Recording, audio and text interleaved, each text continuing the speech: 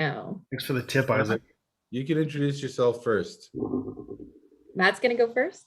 Yep. Well, hello, everyone. Welcome this afternoon to our very important conversation in regards to Treaties Recognition Week. We are so happy that you're here to join us today in conversation with Isaac and Matt. And I'm going to turn it over to them to introduce themselves in a moment. But first, I want to mention that you see behind me this beautiful bed of poppies. As I'm sure you know, next week is Remembrance Day. But something most people don't know about, since we're on this new learning journey, is that November 8th is actually marked as Indigenous Veterans Day. So another opportunity to learn about some of the incredible Indigenous leaders from the past as well as the present. So it's another moment for learning. So I want to encourage you to look into that as well. And so just before we begin, one more other reminder is that we will be doing a Q&A. And for the teachers who received the email, there was a link to a form where you can submit your questions, or you can also find the link to that form down below in the description box. If you click on the Show More button, you'll notice that there is a link to the form where you can submit your questions for Isaac and Matt when we get to that point. So thank you again for being here today. And I'm going to turn it over to Matt, I believe, who's going to introduce himself, and then over to Isaac. Sure. Thanks, Jody. Nice to meet you all virtually. My name's Matt Epp, and I'm a human. I was born in Manitoba, and even though that's just the province over, it's probably about 3 days drive. And I'm a musician and a songwriter, and yeah, I've been across this land from coast to coast to coast, probably hundreds of times, and probably been to every single town that you guys have been from. And that's the gist about what I do and who I am. Isaac?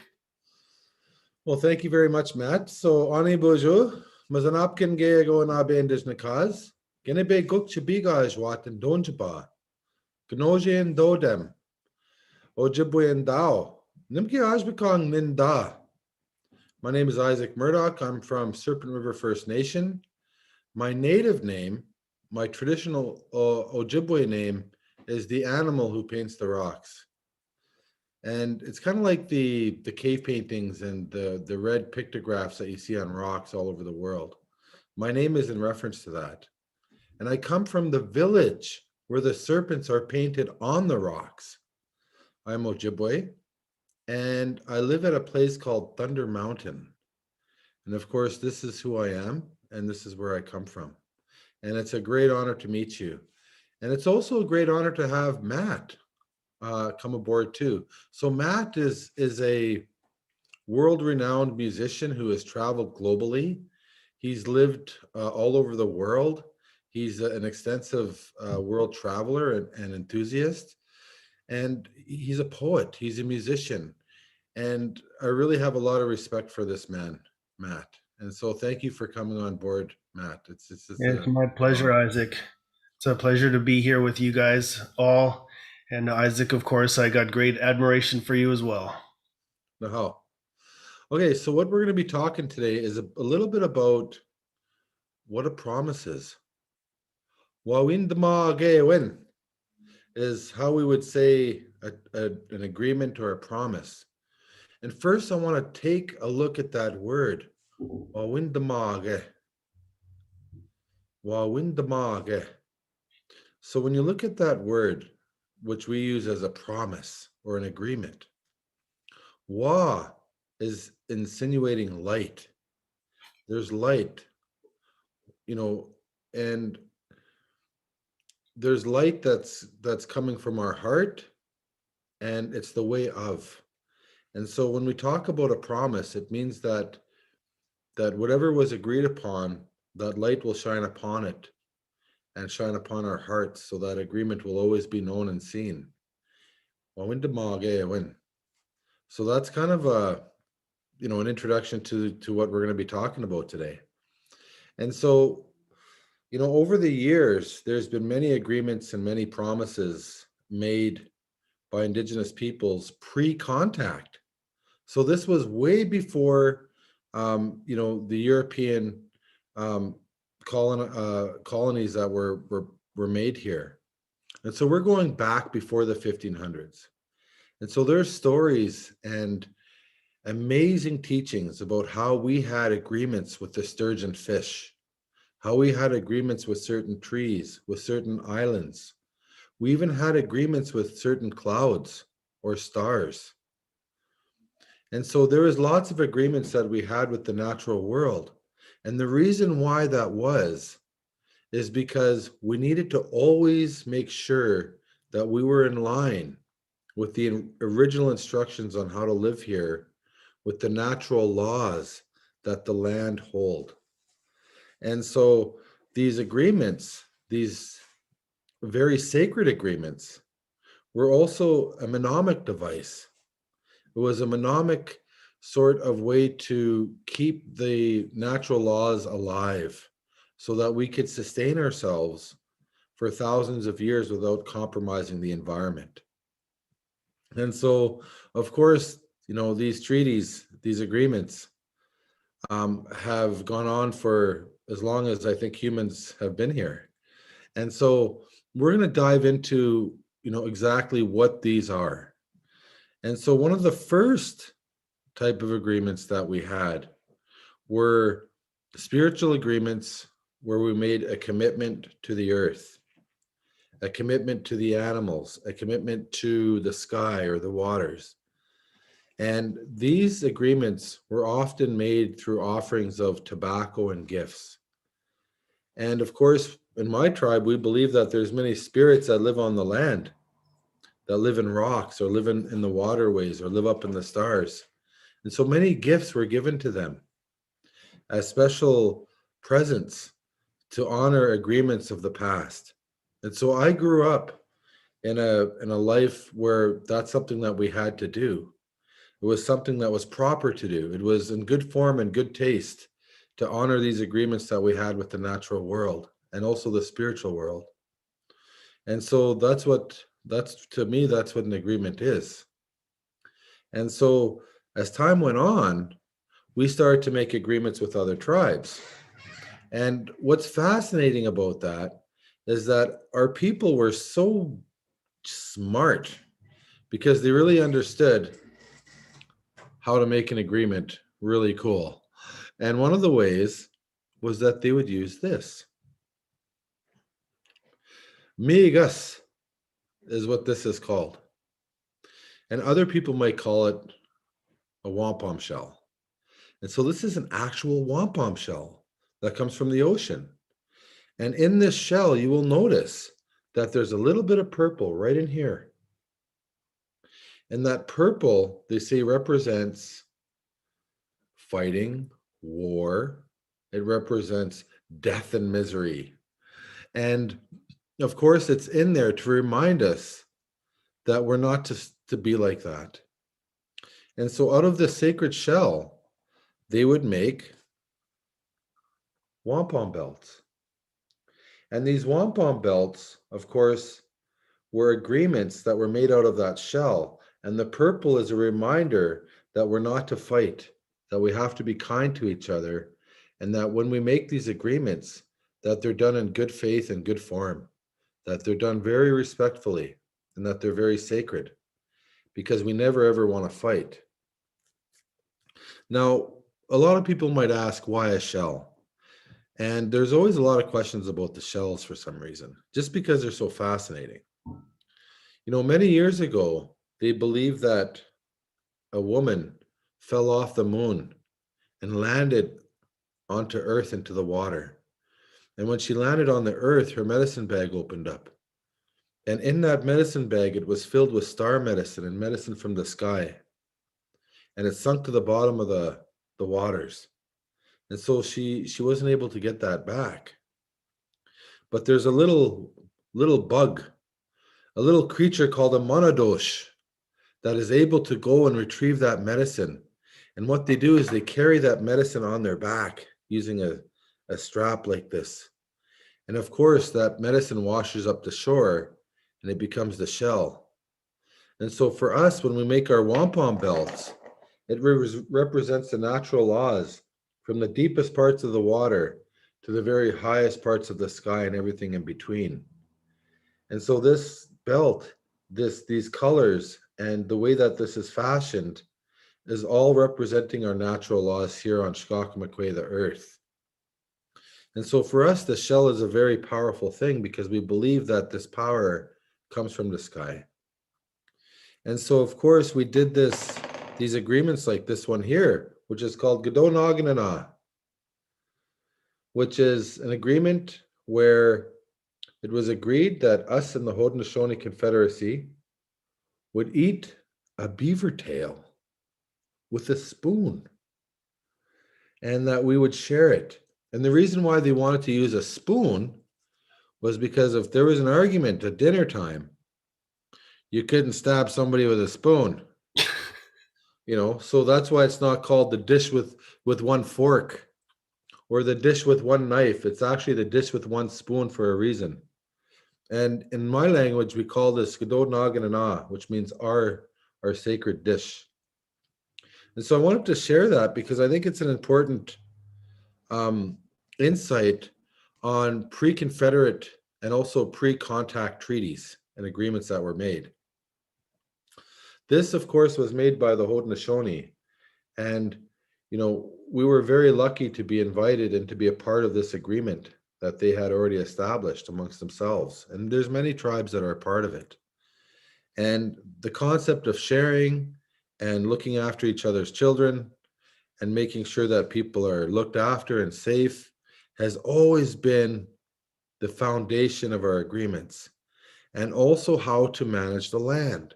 And that's what this treaty was all about. How to make sure that food was going to be preserved and, of course, passed down for the next generation. And so that's always been the foundation of all of our agreements, because we always knew that as Indigenous people, we had a major responsibility to ensure that the lands and waters were always pristine and left in the same condition so that the next generations would be able to have the same quality of life. Lots of animals, lots of fish, and lots of clean water. And that's a delicate balance to maintain. And that's why these treaties were put in place to remind us as a mnemonic device, as a memory device, to keep us attached and to keep us connected to those sacred promises, that were made, so that we never lose our path.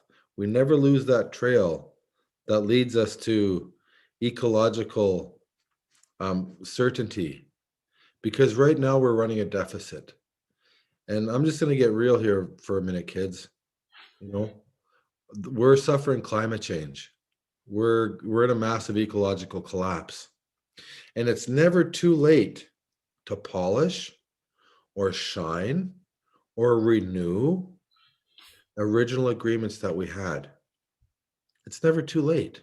At any given time, we can all stop what we're doing and we can actually bring to life these old agreements so that we can work together and do the good work that's needed to save the environment. And so I think that's something really important to note. Of course, after the British came,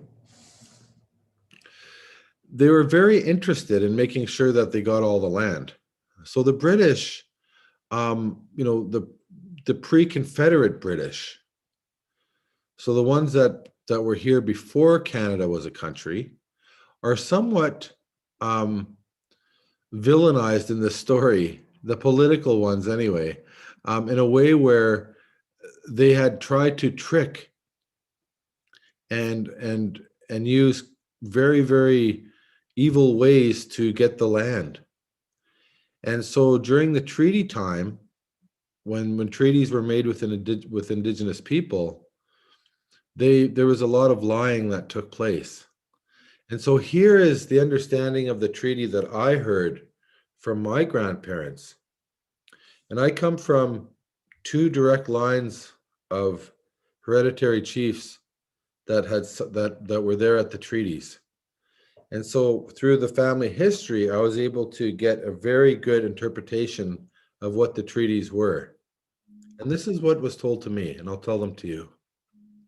They said that the British were to have safe passage through our lands, that we were not to strike them with our arrows, but to greet them with smiles and gifts. It was also said that the length of 6 people on every edge of every waterway was to be protected so that the animals always have a path to follow, and that people would always have a place to sleep, because of course a long time ago we were like paddling in the canoes. We didn't have roads. That under no circumstances was anybody allowed to dig deeper than the depth of a hand, just enough to plant your potatoes, simply because we believed that there was a great power in the underworld, and that this great power, if it was disturbed, and if that great power is brought to the surface of the earth, it could destroy everything. And of course, we had to make sure that, the children were protected, that during times of war and famine and sickness, that we would take care of each other. And that every year we would get together and we would renew and polish the agreements so that the light would shine on them. And of course, never be clouded with darkness, so that they could always be seen. The same way how I explained a promise in our language, how the light was going to shine on them. And so, of course, the British agreed to these conditions and gave our people medals. And here is such a medal. This here is a medal, a treaty medal. And you can't really see it, but there's a sun on there. There's the grass growing and stuff like that. So the British were basically saying, for as long as the sun shines and the grass grows, we will forever keep these promises. But what they said and what they meant were two different things. And so we have to remember at that time, in my region, when the treaties were being made in 1850, that the British were having a race with the Spaniards and the French to see who could basically control the whole world. And so, of course, the British had a catchphrase, which was, "The sun will never set on the British Empire. And for as long as the sun shines and the grass grows, we will forever keep our promises." And so that was a pretty good slogan. And because the sun never set on the British Empire, we have to remind ourselves that they actually at one time controlled 35% of the whole world. The sun goes down and it's red. And so they painted their coats red as a symbolic way to show, and their soldiers, they painted their coats red as a symbolic way to show that they were going to have complete domination over the whole world. They didn't even try to hide that fact. They were proudly boasting this all over the world. And so, of course, they when they came here, there was no real strong moral and ethical intention to have meaningful treaties with us. In other words, there was a lot of shenanigans, just flat out shenanigans. And so when we came up with the agreements, we sat there for many days and deliberated. My people, they had ceremonies, they sang songs. And what they said was, it's very important that we go into a peace and friendship agreement with these people, because they're never going to stop coming and more people are going to come. And peace and friendship, it has to be the way forward, because that's how we're going to survive. And so the British agreed. They wrote a document of what happened, but their document was different. Their document, right? I'll pull this up right here, was basically that all of the land was going to be ceded and surrendered forever, that the crown was going to have full control over the land, and that mining and logging would get special privileges, and that this was forever. So what was written and what was discussed were two very different things. And because our people didn't speak English, we couldn't understand what was happening. And so it was shenanigans. And so my people were very disappointed because of what happened. And of course, shortly after that, Canada became a country. You know, Canada is the first British colony to form its own country, by the way. They formed their own country, they implemented the Indian Act, and then they started to assert a massive genocide against Indigenous people. And of course, the major oppression started. And that was a big, horrible part of our history because, of course, Indigenous people were, taken away from their homes. Many of them were murdered or killed.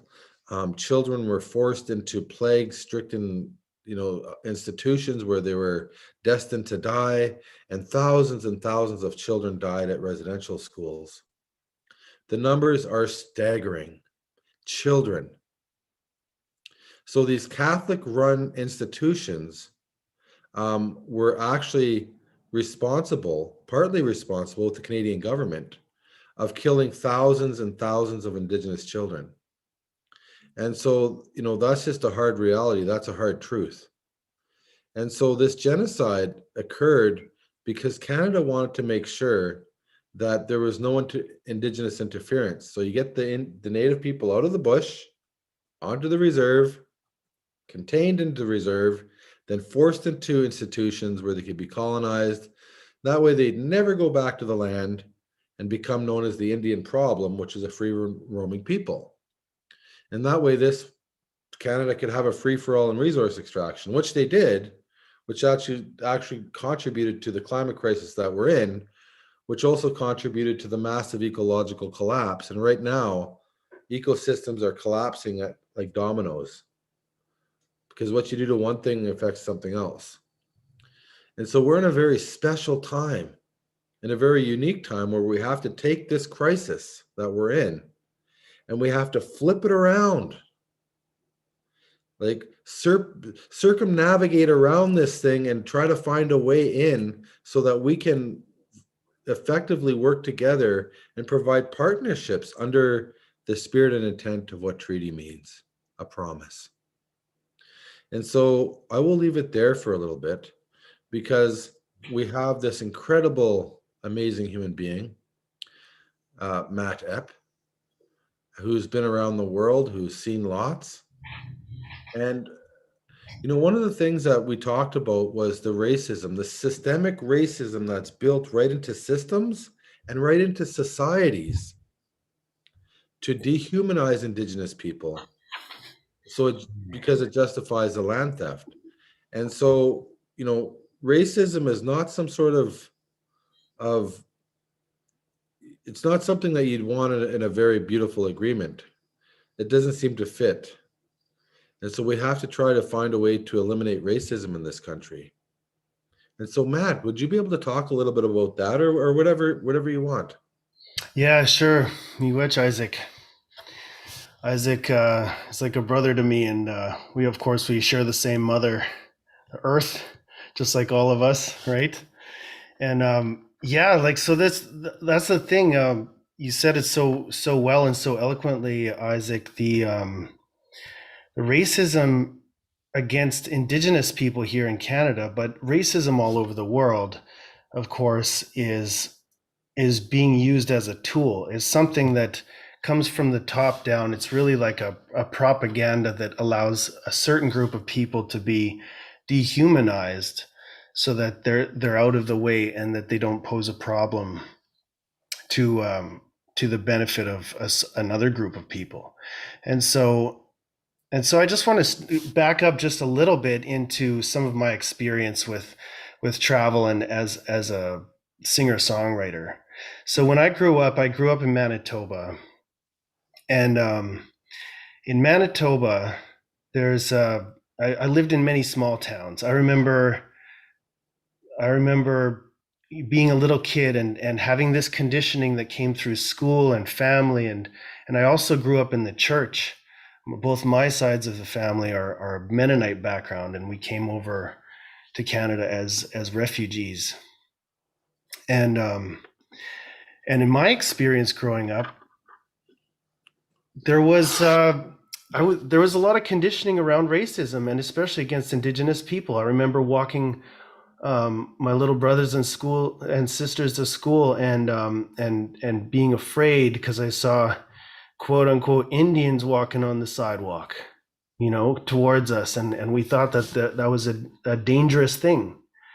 And I remember we hid under a car, and it seems unbelievable now, but these are the kind of things that go so deep that when you're a child, you might react like that, to actually be afraid of another human being that's just like you.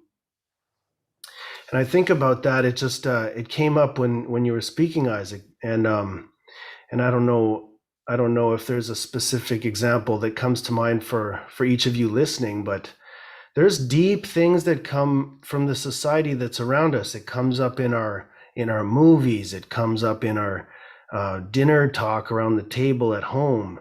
It did that for me, and also inside the church. There's these messages that come sometimes really subtly, and sometimes they're very overt, and we end up being afraid of the other. We end up learning somewhere deep in our souls that there's somebody that's different, and is less than in some way, and we start believing all these kinds of lies. And of course, we know that that's not the truth. We know that we all need a home and water, and we're all human beings. You imagine the blackbirds out in the trees. They probably look at all us humans and they say to each other, "Oh, they look all the same." Like we would see the blackbirds and we'd say, "Oh, they look all the same." We're all the same. And this racism is really something that comes from a few unhappy people that want to be very, very rich. And they place this on the general population through different institutions and societal programs, so that those people will be out of the way, like our friend Isaac just said.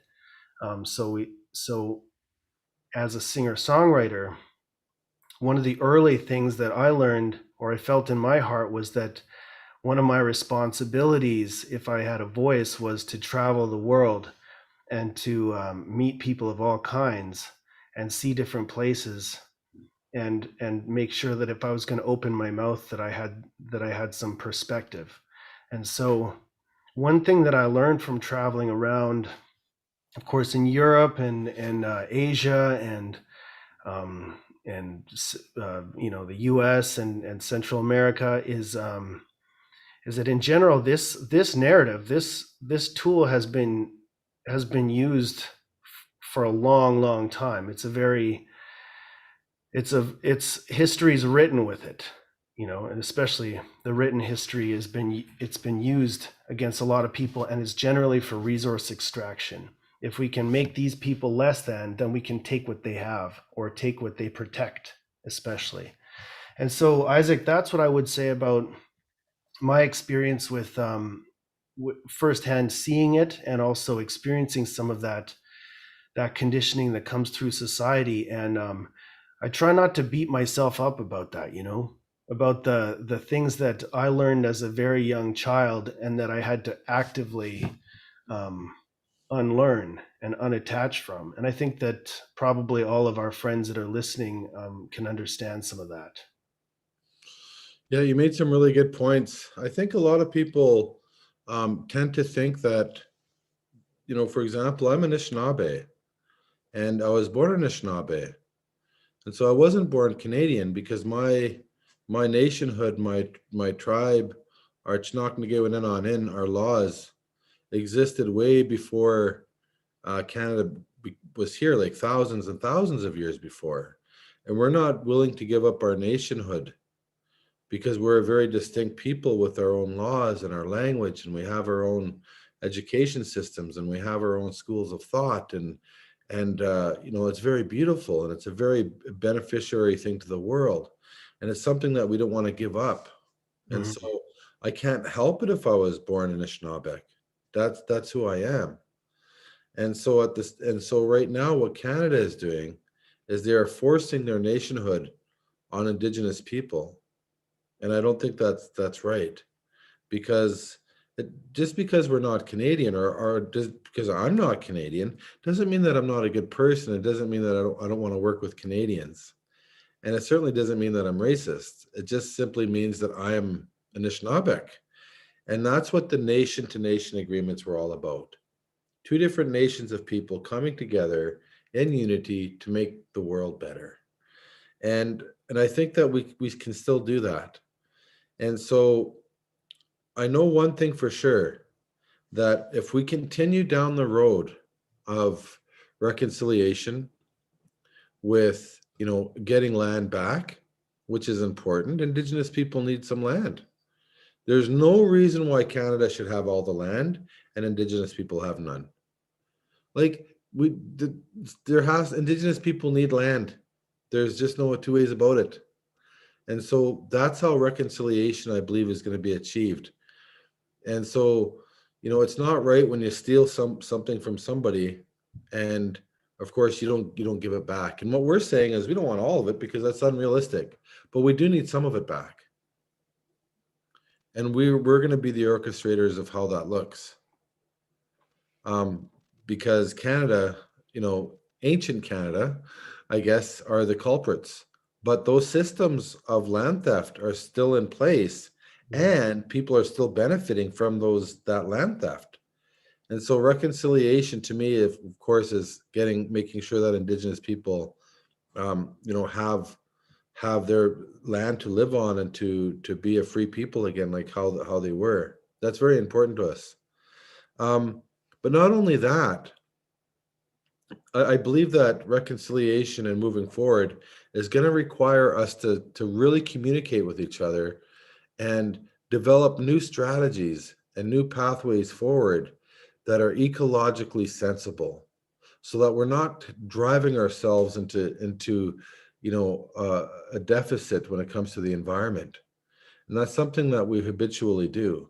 And so I think that if we were to team up together, and if we're to use the ancient knowledge of our elders that have lived here for thousands of years, and we combined it with all sorts of other knowledges from all around the world that are right here, I think that we can fashion a very beautiful society. And that's why diversity is so important. And treaties respected diversity. And so the reason why diversity is important, because when you look at a very diverse forest, you'll notice how everything gives everything to everything. And that one of our natural laws is, Bomgiizhik, which is offerings. We're very giving. We're constantly giving, giving, giving, giving. We don't take anything unless we give. And so I think that, together we have a lot of work to do, but I think it's beautiful work. It's inspiring work. I don't see a crisis. I see an opportunity. And so let's take the opportunity of what the true spirit and intent of treaty was, which was sharing, being good to each other, just being freaking like decent human beings, and getting along. Like, that's easy to do. We can do that. And we can make sense of the land theft and say, yes, there is massive land theft. There was a genocide for their lands. And it's okay for them to have some of their land back, because that's what they want. And that's the right thing to do. Of course it is. Yeah. And so, I think that we can make this place a way better world by using the spirit and intent of what treaty was originally designed for. Because here's the thing, folks, none of us are going nowhere. We're all here, and we're all here together.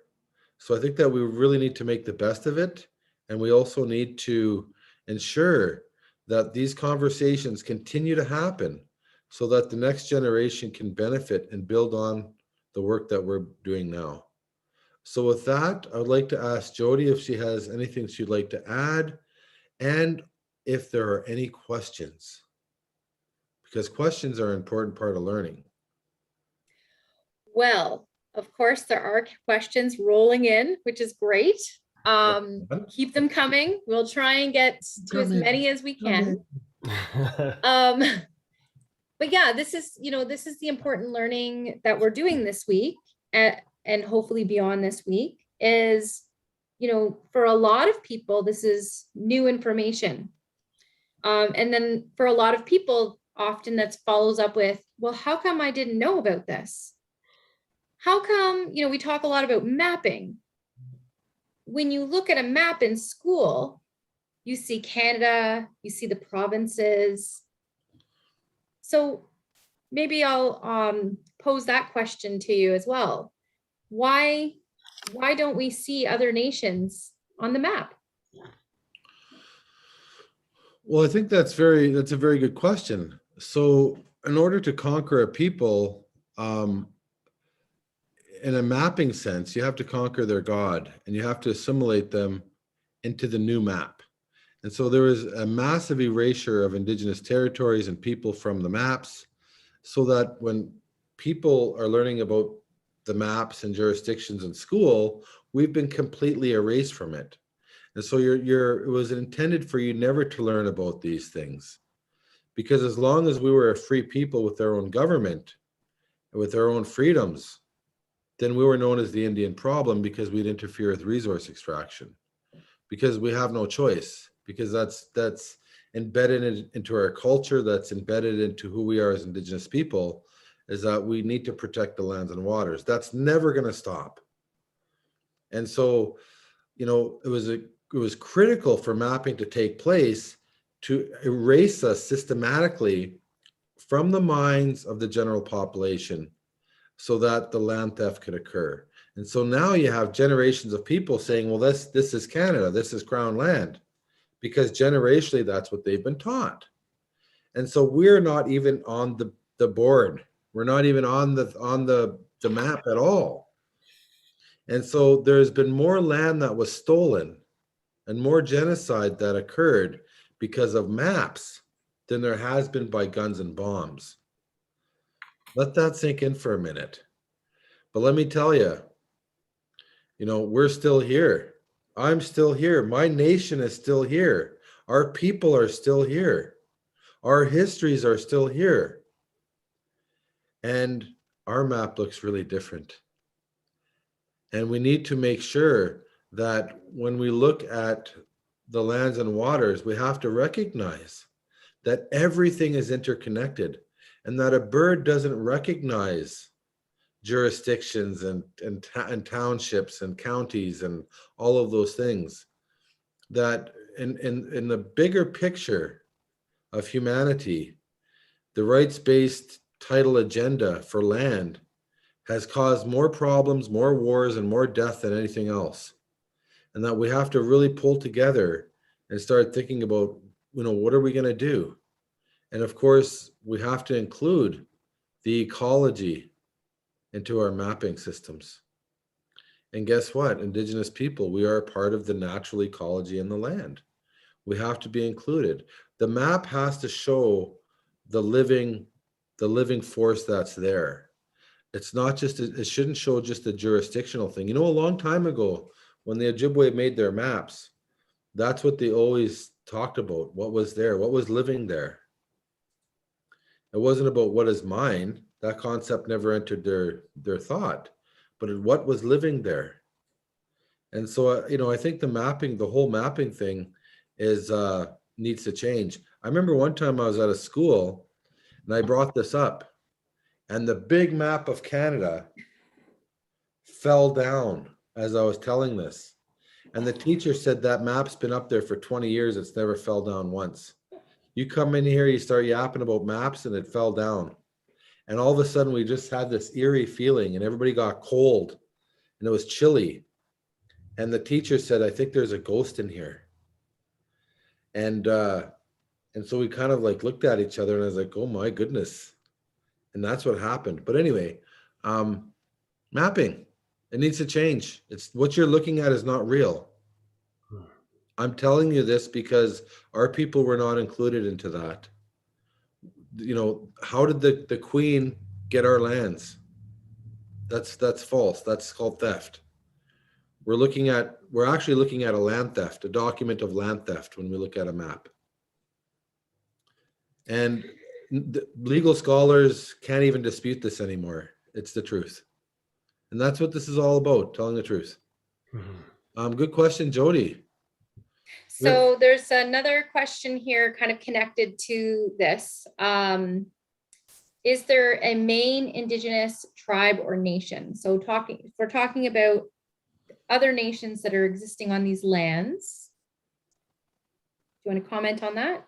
There's many different nations, but we have to remember that there's some very large ones and there's some ones that are small, but it's almost like looking into a forest. You have many nations of different trees and animals, and they all exist in there. And that's what's so beautiful about diversity. And so it's not a rights-based nationhood agenda that exists. It's more of a connectiveness that nations have with each other and the environment, the same way that plants and animals do. And so I don't want to give the impression that there's all these nations out there that are you know, under this rights-based agenda, that everything is theirs, when it's not like that. Indigenous people are really close to the land, and that we're connected into a bigger ecology system than just the human one. Good question.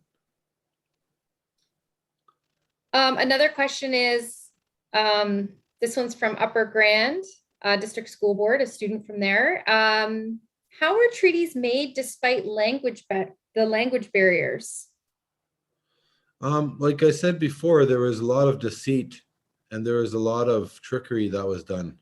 And that's what they used, was the language barriers as a way to you know, pull off those documents. So they took advantage of that. Yeah, actually, you know, documents or agreements that are made in that sort of fashion today would not be legal or ethical. There's laws in place to protect agreements like that. And also, it's important to note that there is no women at the treaties or the negotiations. And so say there is a company today that was going to make an agreement with another company or organization. And the one company said, well, we'll do this, but we can't negotiate with women. And they went and they made this agreement. It would be unlawful because it would be unequitable. And it'd be very sexist. And it would be, you couldn't make a legal agreement like that. And so there's a whole bunch of reasons why those agreements are unlawful today. But it doesn't mean that the spirit of it isn't there. It's just that the paper trail that they left is a legal jargon mess. Another question from Dufferin Peel Catholic. And I think there's layers to this one that you could unpack. Do you think the Canadian government is doing enough to help Indigenous communities? Why or why not? Maybe both of you could. I'm going to say, Matt, this one's for you. Sure.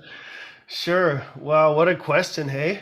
Well, number one, I don't think the Canadian government has any intention to be of help to Indigenous people. I think if I'm going to speak very clearly and honestly and from my heart, I think it's very clear that the Canadian government has been a bad actor, has the intention of taking land and has been proving this ongoing genocide against Indigenous people and nations in order to take land and resources to be extracted for their own wealth.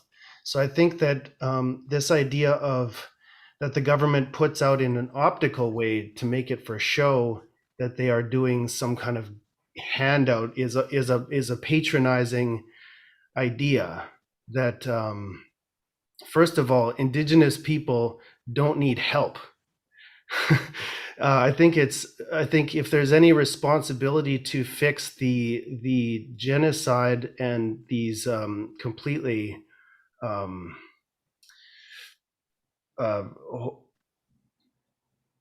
just destructive ways that the Canadian government has been acting and has from the beginning. Not only the treaties is just one example, but of manipulation, but is ongoing up until the present day, and they have no. There's nothing that looks like there's going to be anything that stops it. So whose responsibility is this to change any of this stuff? That's my responsibility. I hold a Canadian passport.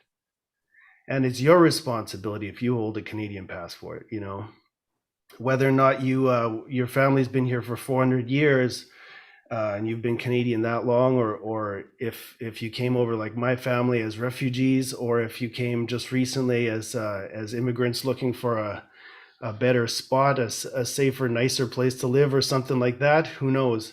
But if you're Canadian like I am, it's our responsibility to fix our problem. It is not Isaac's responsibility as Anishinaabe to come and fix Canada. It's like and so that would be my answer when how come Canada doesn't do more to help. And I think that there's a lot of layers that I kind of alluded to there. You want to add anything, Isaac? I think that's a really good answer. Thanks, Matt. Certainly, Canada has a fiduciary responsibility to First Nations people because of the poverty politics that they continually enforce upon our people. But at the same time, I think that, you know, Canadians need to look within their own systems and start detrenching and dismantling those systems of oppression, not only against Indigenous people, but it's also attached to consumerism and, you know, colonization that exists in mainstream society. And so I think that, you know, you look at your own society and you think, you know, is this the best that we can do? Like, we can do better, and we need to do better, because the environment is suffering based on, you know, these worldviews and beliefs of colonization. And so I think that, and the thing is that we're all in this together. And that's the cool thing, is that because we come from such a diverse group of people, that when we come together, we can make a beautiful change happen. This doesn't have to be an agonizing kind of, you know, aggravating chore. This can actually be really cool and real fun, because we are the orchestrators, we are the authors of society. And so I really believe, and I'm optimistic, that when we do things from the heart, when we celebrate each other's diversity, and when we work together, we can create positive change that's going to affect everybody and everything. But it's going to take us putting down our barriers, putting our rights-based agendas aside, and start picking up the responsibility of making things better. And so that was a good loaded question, by the way. There's a lot more to it, but of course we only have so much time. You could, a whole book could be written just on that one question. Mm-hmm. Well, and it also speaks to this pervasive mindset that's also out there with this notion of needing help, right? And because you mentioned that. And so we have to stop looking at it that way, like, oh, the government is going to help. The people need the help, because it's a victim narrative that is actually reinforcing the colonial narrative. So we have to even think about how we are even thinking about our questions. So again, and it goes, there's another question that popped up here about self-identifying as Canadian. I want to just remind the viewers, right? Like, when Isaac says, I'm Anishinaabe, that means he's not Canadian, that there are other nations of people who are living on these lands that are not Canadian. I know it's like it's like, what? How can this be?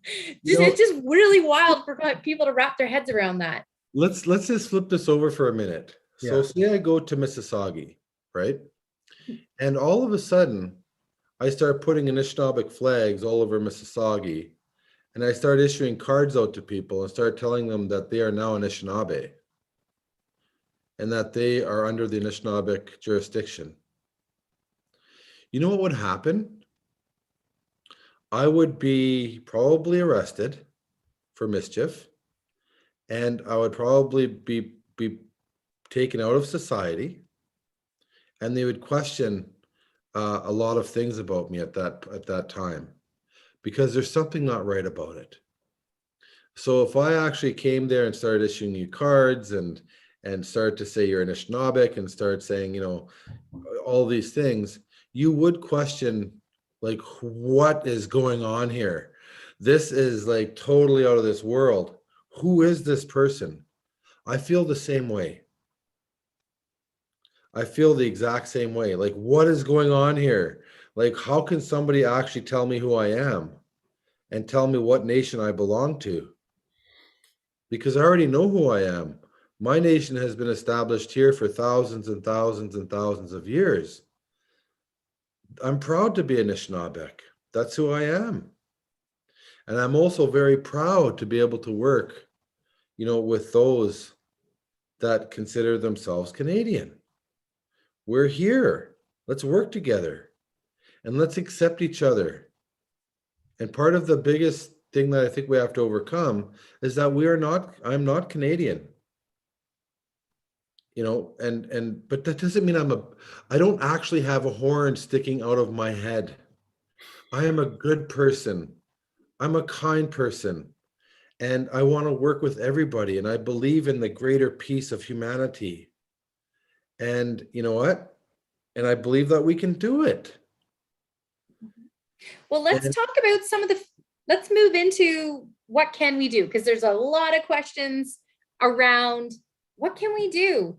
And, you know, I love that energy that students bring forward, because never mind the adults, because we're kind of stuck in our ways and stuff. We need you, the youth. You know, I know it's cliche to say you're our future, but we need your really good, powerful energy to come up with really innovative, different ways on what moving forward looks like. You don't have to have an answer today, by the way. Part of the work is learning.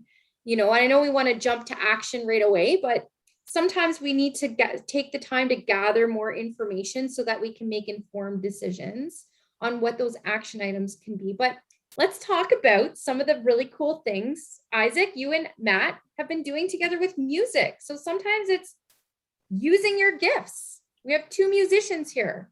What's some of the things you've done? Well, do you mind if I jump in first, Isaac? Please do. Okay, well, I'm glad you brought that up, Jody, and I'm glad that everyone's curious about action, because it's built into your age and this time in your life right now. And so there's a couple of things I wanted to say around that. And one of them is that what me and Isaac are doing stems, you know, we've been writing and recording music together. That's what Jody's referring to. We just put out an album called You Were Chosen to Be Here, which of course has themes all over the things that we're talking about right now.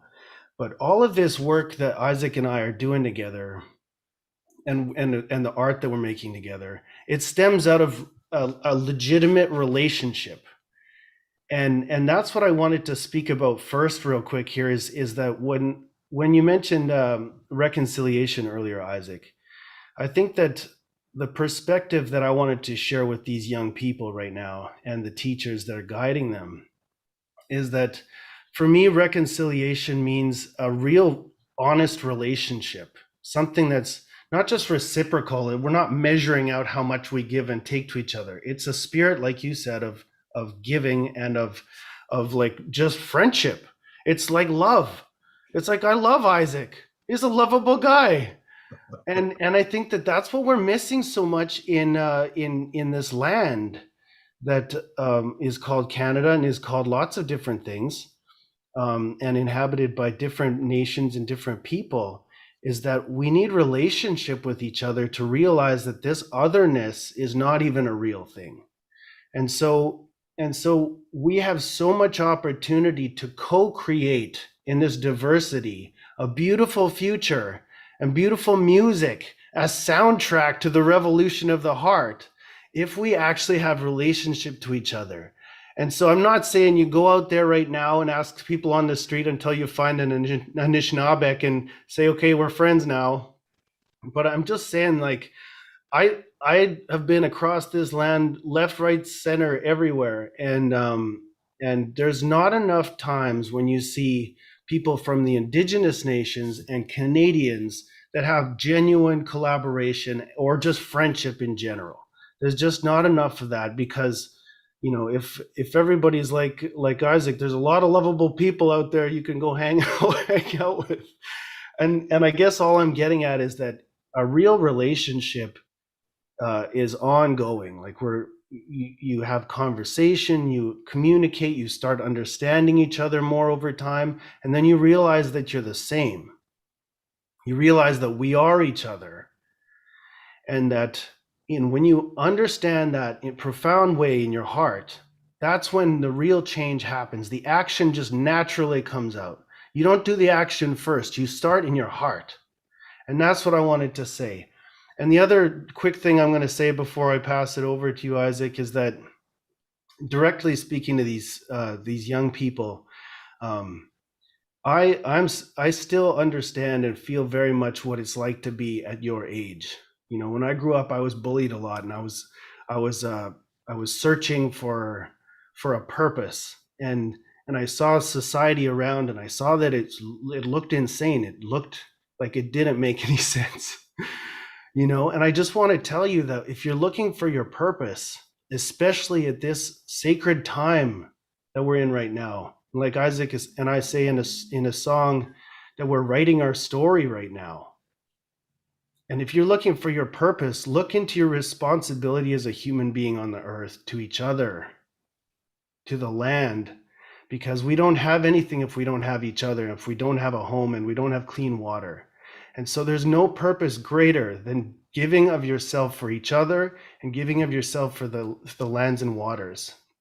And I think that, so now that I've solved your purpose issue and just like cleared that right up, I'm just going to pass it over to Isaac. Well, thank you, Matt.